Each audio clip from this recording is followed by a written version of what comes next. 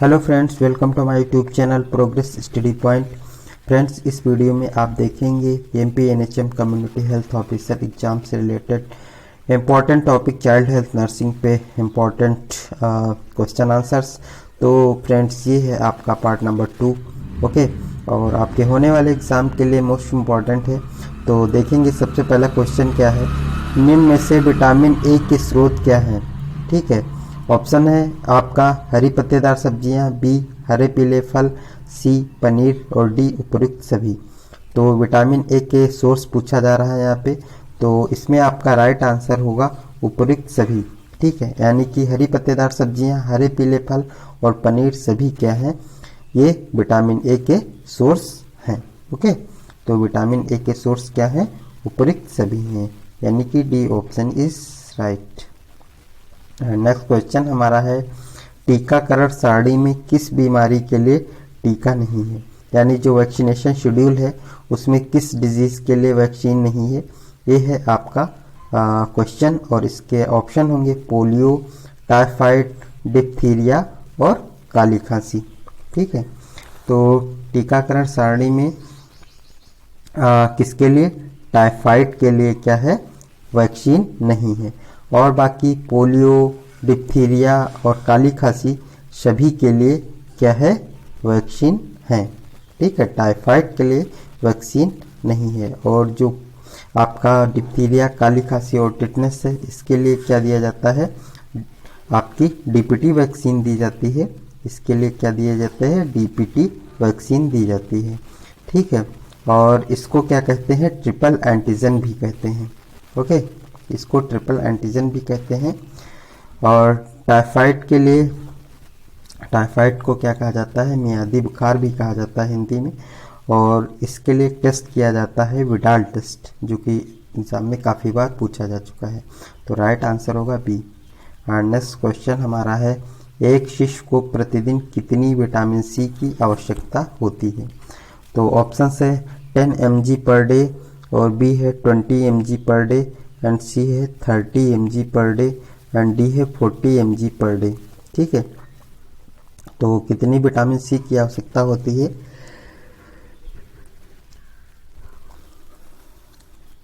ये होती है आपको 30 mg पर डे, यानी एक दिन में 30 mg विटामिन सी की आवश्यकता होती है। और विटामिन सी हमारे शरीर की प्रतिरोधक क्षमता के लिए अति आवश्यक है।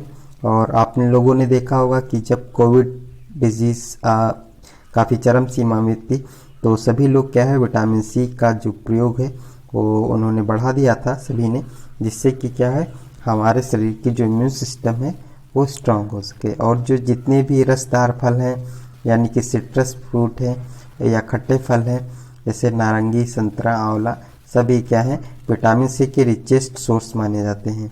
ओके, तो राइट आंसर होगा आपका सी।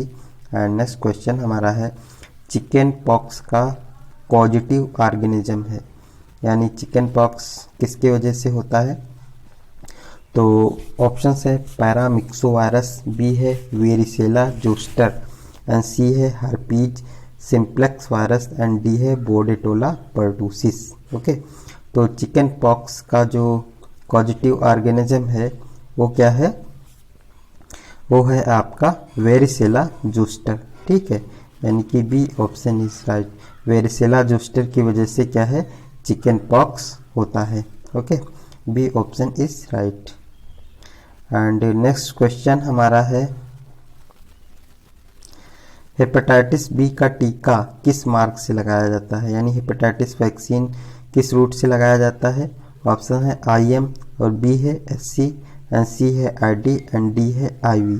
तो हेपेटाइटिस बी का वैक्सीन जो लगाया जाता है वो इंट्रामस्कुलर दिया जाता है। ठीक है, इंट्रामस्कुलर हेपेटाइटिस बी का टीका दिया जाता है। एंड अगर हम फुल फॉर्म की बात करें तो SC है सबक्यूटेनियस, ID है इंट्राडर्मल, एंड डी है आपका IV है इंट्रावेनस। राइट आंसर होगा ए। एंड नेक्स्ट क्वेश्चन हमारा है, निम्न में से विटामिन ए का सबसे अच्छा स्रोत क्या है।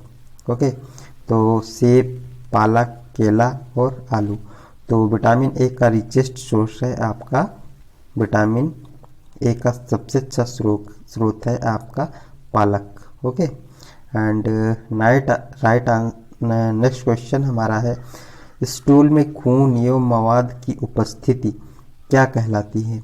ठीक है, तो स्टूल में खून एवं मवाद की उपस्थिति क्या कहलाती है? Cholera, dysentery, meconium and ambiences. तो इसको कहा जाता है डिसेंट्री, जिसको हिंदी में क्या कहते हैं? पेचिस भी कहते हैं। और ये क्या है? मल में खून एवं मवाद जब आता है, ठीक है, और बार बार क्या है? स्टूल के लिए जाना पड़ता है, तो उसको क्या कहते हैं? पेचिस कहते हैं। ओके। और मेकोनियम क्या है? First stool of the baby, जो बेबी का फर्स्ट स्टूल होता है उसको मेकोनियम कहा जाता है। राइट आंसर होगा बी। और नेक्स्ट क्वेश्चन हमारा है, खसरे का टीका किस रूट से लगाते हैं? तो कौन से रूट से मीजल्स का वैक्सीन दिया जाता है? IM, IV, SC and ID। तो मीजल्स वैक्सीन दिया जाता है कैसे? सबक्यूटेनियस दिया जाता है, यानी कि C, ठीक है, सबक्यूटेनियस दिया जाता है। एंड नेक्स्ट क्वेश्चन हमारा है, एक गर्भवती में TT के कुल कितने टीके लगाए जाते हैं? तो एक प्रेग्नेंट वुमन में जो TT के कुल कितने वैक्सीन दिए जाते हैं, कुल कितने टीके लगाए जाते हैं? ठीक है, तो ये लगाए जाते हैं 2, ठीक है, 2 वैक्सीन लगाए जाते हैं। और TT का फुल फॉर्म होता है टेटनस टॉक्साइड। ओके, तो आपका राइट आंसर होगा बी। मोस्ट इम्पॉर्टेंट क्वेश्चंस हैं, सभी आपके होने वाले एग्जाम के लिए मोस्ट इम्पॉर्टेंट हैं, और ऐसे ही क्वेश्चंस आपके एग्जाम में पूछे जाएंगे। तो अगर चैनल को सब्सक्राइब नहीं किया तो चैनल को सब्सक्राइब करिए और नोटिफिकेशन बेल ऑन करिए। उस वीडियो को ज़्यादा से ज़्यादा लाइक और शेयर करिए। अबगार स्कोर में कितने लक्षणों की जांच की जाती है? तो ये ऑप्शन हैं 4, 5, 6 और 7। तो अबगार स्कोर में टोटल 5 लक्षणों की जांच की जाती है। ठीक है, ये डिलीवरी होने के बाद जो बच्चे की शारीरिक स्थिति है उसका आकलन किया जाता है, और इसको क्या कहते हैं? अबगार स्कोर करते हैं।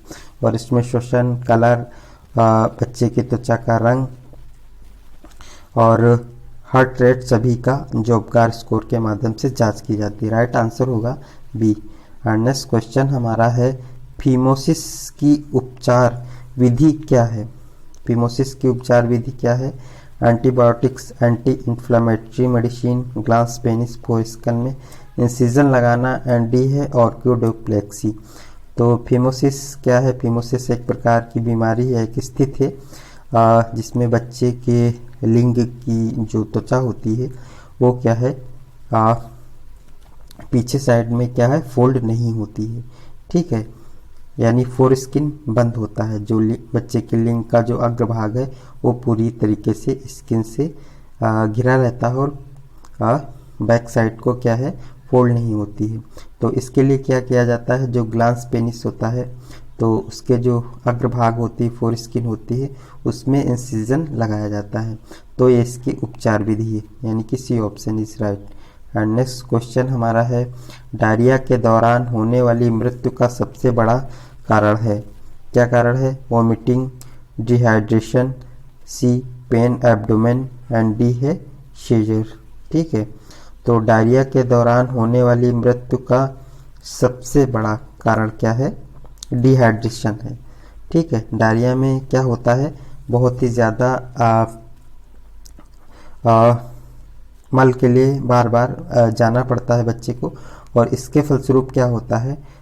निर्जलीकरण की स्थिति उत्पन्न हो जाती है, बॉडी में जल की कमी हो जाती है, उसी स्थिति को डिहाइड्रेशन कहते हैं। और उसी की वजह से क्या है? मृत्यु डेथ बच्चे के होने के काफ़ी चांसेस रहते हैं, यानी कि B option is right. And next question हमारा है, निम्न में से सामान्य दृष्टि के लिए कौन सी विटामिन आवश्यक है? ठीक है, तो ऑप्शन है vitamin A, vitamin C, vitamin B and D. तो सामान्य दृष्टि के लिए विटामिन ए की आवश्यकता होती है, और बच्चे को 9 महीने पे क्या है? विटामिन ए की खुराक दी जाती है। ठीक है, बच्चे को 9 महीने पे विटामिन ए की खुराक दी जाती है। राइट आंसर होगा आपका ए। नेक्स्ट क्वेश्चन हमारा है, इम्पेडिगो क्या है? तो इम्पेडिगो क्या है? आँख का संक्रमण है, कान का संक्रमण है, त्वचा का संक्रमण है या ब्रेन का संक्रमण है। तो इम्पेडिगो क्या है, ये है स्किन का इन्फेक्शन होता है जिसको कि इम्पेडिगो कहा जाता है, यानी कि सी ऑप्शन इज राइट। तो फ्रेंड्स ये रहे आपके इम्पोर्टेंट क्वेश्चंस, और ऐसे ही क्वेश्चंस पाने के लिए इस चैनल को सब्सक्राइब करिए, इस वीडियो को ज़्यादा से ज़्यादा लाइक करें, शेयर करें अपने फ्रेंड सर्कल में, जिससे उन लोगों को भी इसका एडवांटेज मिला। और फ्रेंड्स ये आपके होने वाले एग्ज़ाम के लिए मोस्ट इम्पॉर्टेंट है। और एक क्वेश्चन MP NHM CHO के साथ साथ आपके UPSSC ANM 9212 वैकेंसीज के लिए भी मोस्ट इम्पॉर्टेंट है। तो सभी एग्ज़ाम के लिए मोस्ट इम्पॉर्टेंट है। उम्मीद करता हूँ ये वीडियो आपको ज़्यादा से ज़्यादा पसंद आया होगा। लाइक करें इस वीडियो को। तो फ्रेंड्स मिलते हैं नेक्स्ट वीडियो में। Thank you so much for watching my video.